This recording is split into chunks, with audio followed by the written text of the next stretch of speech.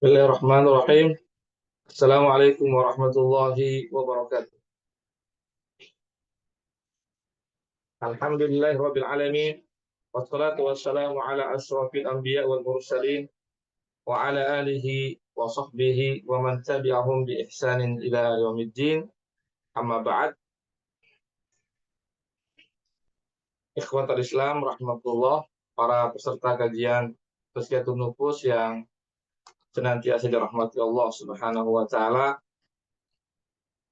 Pertama-tama kita senantiasa memuji Allah Subhanahu wa taala dan bersyukur kepadanya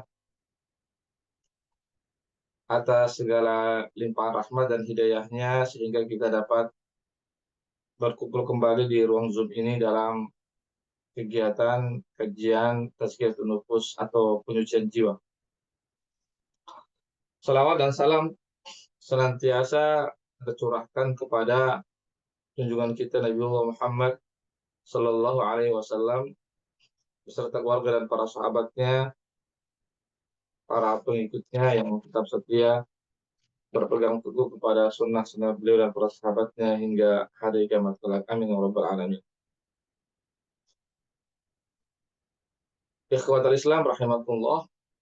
Insyaallah pada siang hari ini kita akan mengkaji kitab sebagaimana kajian kita, yaitu kitab Mukhtasar Minhajul Qasidin. Salah satu kitab yang cukup bagus ya dalam kajian Tazkiyatun Nufus yang ditulis oleh Syekh atau Al-Imam Ibnu Qudamah Al-Maqdisi rahimahullahu taala. Semoga Allah memberikan rahmat kepada beliau. Kita masih pada bab tentang rahasia zakat, ya khususnya pada pasal yaitu adab-adab bagi orang yang menerima zakat. Ya, bagaimana adab-adabnya orang yang menerima zakat. Ya, jadi adab-adab bagi orang yang menerima zakat, ya, yang pertama adalah hendaklah dia memahami ya bahwasanya Allah Subhanahu wa taala mewajibkan penyaluran zakat kepada 8 golongan itu ya, di antaranya adalah fakir miskin, untuk menutupi kekurangan yang ada pada 8 golongan itu.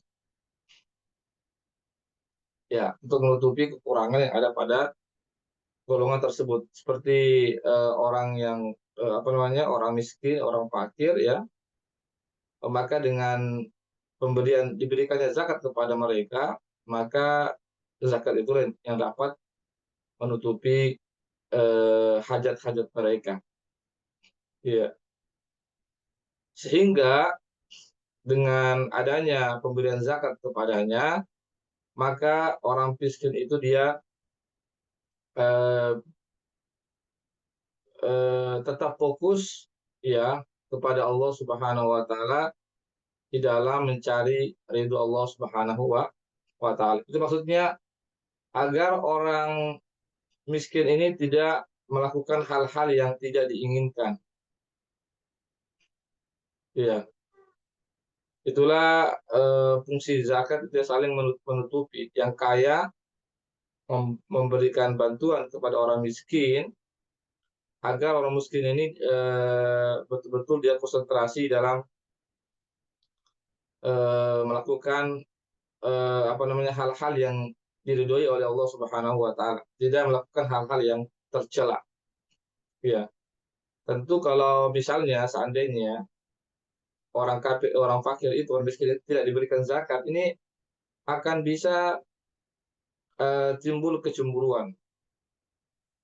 Ya, yang kedua juga akan timbul dari orang-orang fakir ini, orang-orang miskin ini, hal-hal yang melakukan perbuatan-perbuatan yang tidak diridhoi oleh Allah Subhanahu wa taala. Maka sekali lagi, orang fakir atau miskin yang menerima zakat, maka dia mesti mengetahui bahwasanya Allah mewajibkan zakat untuk diberikan kepadanya itu agar Allah Subhanahu wa taala, ya, agar dengan zakat itu, ya, dapat menutupi hajat-hajat mereka, sehingga mereka pun, ya, pikiran-pikiran mereka itu pun tidak bercabang-cabang, tidak melakukan pikiran-pikiran yang negatif, ya, dan hanya melakukan satu, ya, perbuatan yaitu yang diridhoi oleh Allah Subhanahu wa taala. Ya, yaitu tidak berbuat keburukan, tidak mengganggu harta orang lain, tidak mengambil harta orang lain. Kenapa? Karena zakat sudah diberikan kepadanya. Itu yang pertama, ya, itu adab yang pertama. Adab yang kedua adalah, ya, orang yang menerima zakat ini mestinya dia harus bersyukur, ya, berterima kasih kepada orang yang memberikan zakat kepadanya. Ya, bahkan dia pun mesti mendoakan, ya, mendoakan orang yang memberikan zakat kepadanya. Ya, doanya, ya, misalnya, ya Allah, berikanlah keberkahan pada hartanya, ya Allah, terimalah zakatnya, dan seterusnya, ya. Artinya kita mendoakan atau semoga Allah Subhanahu wa taala memberikan pahala yang begitu besar, ya, atau memberikan pahala yang terbaik bagimu. Intinya kita harus berterima kasih. Ya, orang yang menerima zakat harus berterima kasih kepada orang yang memberi zakat, dan juga mesti harus mendoakan orang yang memberi zakat. Ya. Tapi sekali lagi bahwasanya orang yang memberi zakat itu dia hanyalah sebab, ya, bukan sumber. Jadi sumber yang memberikan zakat Allah. Ya.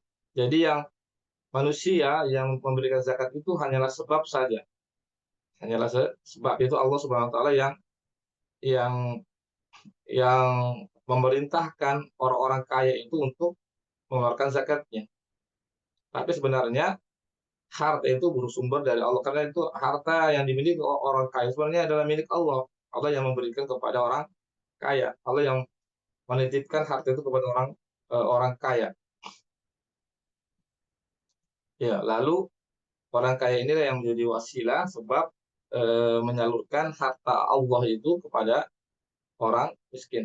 Oleh karena itulah, karena yang memberikan zakat ini, ya, adalah sebab, maka tentu kita mesti juga memberikan semacam, apa namanya, tanda terima kasih kepada orang yang berbuat baik kepada kita yang sebagai penerima zakat. Disebutkan dalam hadis Rasulullah SAW, dalam hadis yang sahih, faman lam fa'im ya fa faman lam yashkurin nasa lam yashkurillah. Maka siapa yang tidak berterima kasih kepada orang, maka dia tidak bersyukur kepada Allah Subhanahu wa taala. Jadi seseorang yang berbuat baik kepada kita, atau orang kaya yang berbuat baik kepada orang miskin dengan pemberian zakat, maka dia mesti berterima kasih kepada orang kaya tersebut. Ya, dengan dia berterima kasih kepada orang kaya tersebut, maka dia sebenarnya telah berterima kasih, telah bersyukur kepada Allah Subhanahu wa taala. Sebaliknya, siapa yang tidak berterima kasih kepada seseorang yang berbuat kepada kita, ya, atau orang miskin yang tidak berterima kasih kepada orang kaya, maka sungguhnya dia tidak berterima kasih kepada Allah Subhanahu wa taala. Maka ini tidak dibenarkan. Ya, bagi seorang muslim harus berterima kasih kepada siapa saja yang berbuat baik kepada kita. Dan di antara kesempurnaan dari syukur, tanda syukur atau tanda terima kasih bagi orang yang menerima zakat, yaitu tidak meremehkan suatu pemberian meskipun sedikit, ya tidak mencelanya. Ya, misalnya ada seorang yang memberikan zakat kepada kita meskipun sedikit, jangan kita remehkan, jangan kita celak daripada pemberian itu. Ya justru kita orang fakir miskin ini menutupi kekurangan yang ada, ya menutupi kekurangan yang ada seandainya dalam pemberian itu ada kekurangan yang ada. Sebagaimana tugas atau adab bagi orang yang memberi, ya orang yang memberi itu maka dia dalam pemberiannya itu dia mengaku dia belum memberikan apa-apa. Artinya pemberiannya itu dianggap masih kecil, masih sedikit. Meskipun barangkali pemberiannya banyak, tapi tetap dia menyadari bahwasanya pemberian itu belum apa-apa. Ini apa? Itu maksudnya apa ya? Maksudnya agar orang yang memberi zakat itu dia tidak sombong. Ya, dia tidak angkuh, ya, karena dia menyadari pemberiannya itu masih sedikit. Ya, belum apa yang diharapkan.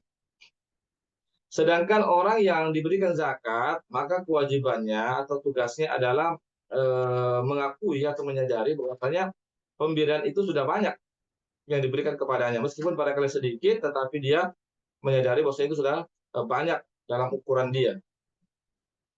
Nah, supaya apa? Supaya orang miskin ini dia tidak mencela pemberian orang, agar dia mau berterima kasih kepada orang yang memberikan zakat kepadanya. Ya, jadi kesemuanya itu baik yang orang yang memberi dan orang yang diberi zakat itu tidak ya menyelisihi pandangan nikmat dari Allah Subhanahu wa taala. Artinya mereka kedua-duanya menyadari bahwasanya itu semuanya adalah nikmat dari Allah. Yang memberi menyatakan bahwasanya dengan dia memberi itu dan merupakan nikmat dari Allah, sedangkan orang yang diberi juga menyadari bahwasanya dia mendapatkan bantuan zakat itu karena itu adalah nikmat dari Allah Subhanahu wa taala.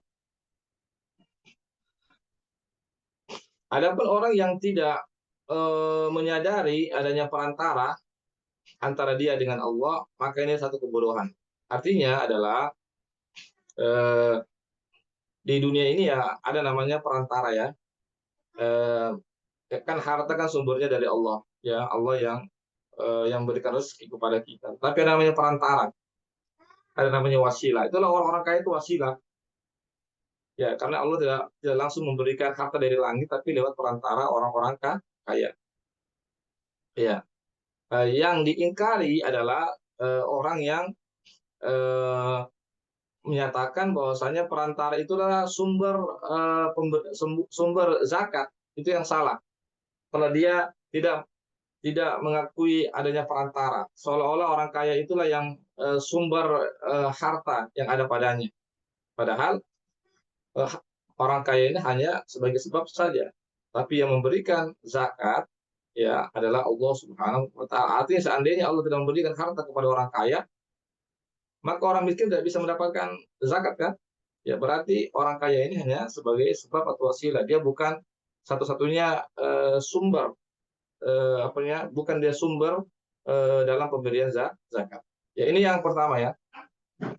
Ini yang kedua yaitu etika atau adab bagi orang yang menerima zakat. Yang ketiga adalah orang yang menerima zakat ini hendaklah dia melihat harta zakat yang diberikan kepadanya. Ya, jika sekiranya harta itu bukan dari harta yang halal, maka dia tidak boleh menerimanya. Ya, artinya kalau dia mengetahui itu harta yang bukan harta yang haram, maka dia tidak boleh menerima zakat tersebut dari harta yang haram. Karena mengeluarkan harta orang lain, maka itu tidak dinamakan zakat. Artinya mengeluarkan nama zakat dengan nama zakat, tapi itu merupakan harta orang lain, misalnya dari karena pencurian atau lewat perampasan, maka itu bukan dinamakan zakat. Meskipun dia mengeluarkan atas nama zakat, tapi tidak dipandang oleh Allah sebagai zakat, karena itu harta orang lain, bukan hartanya. Ya. Dan jika sekiranya harta itu dari harta yang syubhat, ya, ketika dia menerima zakat itu, tapi dia mengetahui itu harta yang samar-samar, ya, atau harta yang syubhat, maka hendaklah dia menghindarinya. Sedapat mungkin dia untuk tidak menerimanya karena harta syubhat. Kecuali kalau keadaan mendesak. Ya, kecuali kalau keadaan mendesak, maka tidak mengapa dia mengambil harta yang syubhat itu, ya. Tapi yang syubhat saja, ya. Adapun yang jelas-jelas haram seperti karena faktor pencurian, ya, atau barang curian atau barang rampasan itu tidak diboleh meskipun itu dalam keadaan darurat. Maka barang siapa yang eh, hartanya itu kebanyakan didapat dari hasil yang haram, lalu dia mengeluarkan zakatnya, dan namun harta itu bercampur dan dia tidak bisa menentukan mana yang haram, hartanya mana yang tidak, maka ada fatwa yang mengatakan itu tidak mengapa dikeluarkan zakat. Seandainya itu bercampur hartanya antara yang halal dan haram, maka tidak mengapa dikeluarkan zakatnya. Maka orang yang fakir atau miskin itu diperbolehkan untuk menerima zakat tersebut, ya, sesuai dengan hajat yang dia butuhkan. Ketika keadaan sempit, ya, dan dia tidak bisa mencari yang atau bisa mendapatkan dari hasil yang betul-betul bebas daripada dari harta yang haram, dari, ya, bebas dari harta yang haram itu. Artinya tidak ada jalan lain bagi dia kecuali menerima daripada harta yang bercampur tadi itu, ya. Maka jika dalam kondisi yang sempit, maka dia tidak mengapa mengambilnya. Itu pun juga sesuai dengan hajatnya saja, tidak berlebih-lebihan. Ya, tidak menerima lebih hanya untuk menutupi hajat-hajat primernya. Kemudian yang terakhir atau yang keempat, etika bagi orang yang menerima zakat adalah, ya, hendaklah dia menjauhkan dirinya dari perkara-perkara syubhat, ya, perkara-perkara subhat, ya, sesuai dengan kadar yang apa yang dia terima. Maka dia pun mengambil harta zakat itu, ya, sekedarnya saja yang merupakan sesuatu yang dibolehkan, ya. Dan dia tidak boleh mengambil lebih daripada hajatnya. Jadi orang miskin itu hanya menerima zakat dari sesuatu yang maksudnya untuk menutupi hajat-hajatnya saja, ya, hajat-hajat primernya. Dia tidak boleh mengambil lebih daripada hajatnya itu. Ya, ya, jika dia seorang yang terlilit utang, maka dia tidak boleh mengambil lebih daripada utang yang dia miliki. Ya, kalau dia misalnya punya utang, maka dia menerima zakat itu untuk menutupi utang-utangnya itu. Kalau dia seorang mujahid, ya, yang berperang di jalan Allah, maka dia tidak boleh mengambil kecuali sekedar apa yang dia butuhkan pada saat berperang. Ya, ya. Dan jika dia mengambil karena faktor dia adalah orang miskin atau orang fakir, maka dia juga mengambil sesuai dengan sekedar hajat yang dia butuhkan, tidak untuk memperkaya diri. Ya, jadi orang miskin dia mengambil bukan untuk memperkaya diri, tapi untuk menutupi hajatnya. Ya, semuanya ini dikembalikan kepada apa namanya ijtihad dari orang fakir tersebut. Artinya dia yang lebih mengetahui tentang kondisinya. Yang terpenting adalah dia mengambil atau dia menghindari perkara-perkara yang syubhat, yaitu sekedar dia mengambil apa yang dia butuhkan, khususnya hal-hal yang bersifat primer, ya, yang berupa tempat tinggal misalnya atau makan, ya, itu yang harus dia dahulukan, ya. Dan kehati-hatian itu adalah ketika dia meninggalkan sesuatu yang ragu-ragu. Ya, kalau dia misalnya ragu-ragu, maka hendaklah dia meninggalkan hal tersebut. Maksudnya jika sekiranya banyak yang datang kepadanya berupa harta zakat dan dia ragu-ragu barangkali ini sudah melampaui, melebihi daripada apa yang dibutuhkan, maka sebaiknya jangan diambil sesuatu yang melebihi daripada kebutuhannya.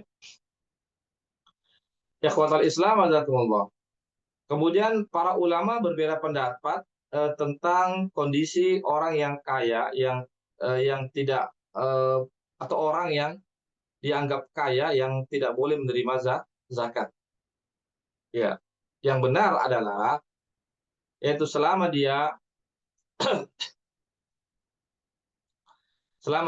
bisa menutupi kebutuhan hidupnya secara terus-menerus, apakah lewat hasil dari usahanya, dari hasil pekerjaan tangannya, atau hasil sewa, dia sebagai buruh misalnya, maka selama dia bisa mencukupi kehidupannya sehari-hari ya secara kontinu, secara terus-menerus, maka itu adalah orang yang tidak berhak menerima zakat. Ya. Namun jika sekiranya pendapatannya itu hanya bisa menutupi sebagian daripada hajat-hajatnya, maka dia bisa mengambil dari zakat itu untuk menutupi kekurangan daripada hajat-hajatnya itu. Ya. Namun jika dia tidak memiliki sesuatu yang bisa menutupi kebutuhan sehari-harinya, maka dia boleh mengambil zakat tersebut secara full, artinya yang dapat menutupi kehidupan sehari-harinya. Kemudian orang yang menerima zakat pun hendaklah dia mengambil zakat itu sekedar apa yang bisa menutupi kebutuhannya, kebutuhan primernya itu selama setahun. Dan tidak lebih daripada itu. Misalnya ada zakat ya, yang masuk kepadanya dan zakat itu diperkirakan bisa menutupi kehidupannya, hajat-hajat selama setahun, maka itu. Tidak lebih daripada itu. Adapun jika lebih maka dia tidak mengambilnya. Ya, kenapa dikatakan setahun, lebih daripada itu dia tidak diperkenankan mengambil zakat? Karena apabila 1 tahun itu telah berlalu, maka tahun berikutnya dia berhak lagi untuk mengambil harta zakat. Ya. Namun jika dia mengambil harta zakat itu untuk kebutuhannya lebih dari setahun, misalnya 2 tahun atau 3 tahun, maka itu dapat mengambil hak-hak orang fakir lainnya. Ya, bisa mengambil hak-hak orang fakir ya, lah ya. Artinya kan zakat ini kan harus didistribusikan kepada orang fakir-fakir yang lainnya, orang miskin yang lainnya. Kalau dia mengambil lebih daripada setahun untuk kebutuhan hidupnya, maka itu akan berimplikasi, berefek kepada orang miskin yang lainnya yang kemungkinan mereka tidak mendapatkannya. Ya, barangkali yang bisa kami sampaikan para peserta sekalian tentang adab-adab orang yang menerima zakat. Ya, silakan kalau ada yang bertanya.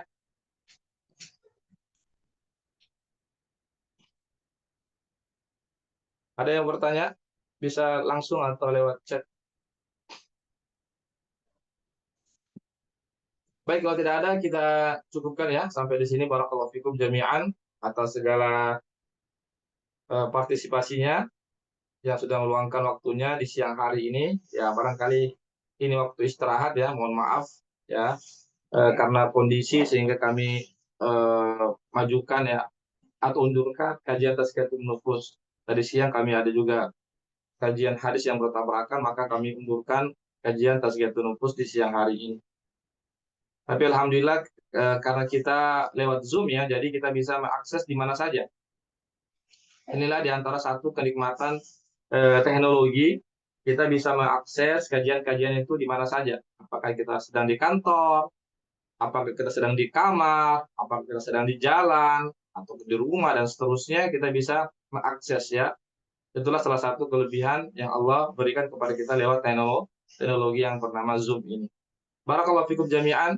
Semoga ada manfaatnya bagi kita semuanya. Semoga Allah SWT memberikan senantiasa taufik dan hidayah agar kita bisa mengamalkan agama ini. Dan kami juga mengucapkan jazakumullah khair kepada para donatur yang sudah berpartisipasi terlaksananya kegiatan ini. Semoga Allah memberikan pahala yang terbaik bagi mereka. Insya Allah ini kajian ada rekamannya, kami akan kirimkan rekamannya dan silakan ulang-ulang lagi jika dibutuhkan, dan yang mau men-share juga dipersilahkan. Perlu juga kami informasikan bahwasanya sebentar sore ini jam 4 ya, kita melanjutkan lagi kajian tafsir. Yang mana tafsir itu sebenarnya hari Ahad malam ya jam 9, tapi karena ini bulan Ramadan di malam hari kita sibuk melaksanakan tarawih, makanya kami majukan tafsir Al-Qur'an itu, kajian tafsir itu di sore hari jam 4 insyaallah sampai jam 5. Demikianlah barakallahu fikum jami'an, mohon maaf atas segala kekurangannya. Yang benarnya datangnya dari Allah saja, yang khilaf, yang salah dari kekurangan saya atau hawa nafsu saya. Saya tutup dengan membaca doa penutup majelis.